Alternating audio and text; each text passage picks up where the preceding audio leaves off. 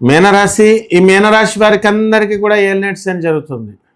ఏలినాటి శని జరగడం వల్ల అర్ధాష్టమ గురుగ్రహ ప్రభావం వలన ఇళ్ళు మారుతారు, స్థలాలు మారుతారు, ప్రతి పనిలో కంగారు, హడావిడి.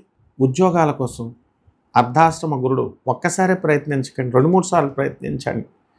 ఒకసారి రాలేదని చెప్పి నిరాశపడకూడదు. ఏలినాటి శని ప్రభావం ఉంటుంది. గురుగ్రహం మనకి చక్కగా అర్ధాష్టమంలో ఉన్నాడు కాబట్టి బంగారం షాపులో మీకు లాభాలు గడించడం, ఇన్వెస్ట్మెంట్స్ గోల్డ్ మీద ఎవరికి తెలియకుండా మీరు సంపాదించడం, ఇవన్నీ కూడా జరుగుతూ ఉంటాయి. ఈ రాహువు వ్యయస్థితిగతుడు అవ్వడం వల్ల మరి నిద్ర పట్టదు రాత్రులు. ప్రేమ వ్యవహారాల్లో మీరు సక్సెస్ అవ్వడానికి అవకాశాలు ఉంటాయి. విందు వినోద కార్యక్రమాల్లో జల్సాగా ఖర్చు పెడుతూ ఉంటారు.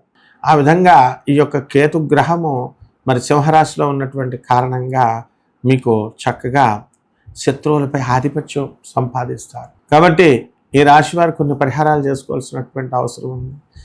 గురు జపం చేసుకోండి, గురు స్తోత్రాలు చదవండి, గురువుకి కిలోంపావు శనగల్ని, మరి శుక్రాచార్యులు వారు ఆయన కూడా గురువే కాబట్టి 6 గంటలకు, ఉదయం 6 గంటలకు దానం చేసుకోండి.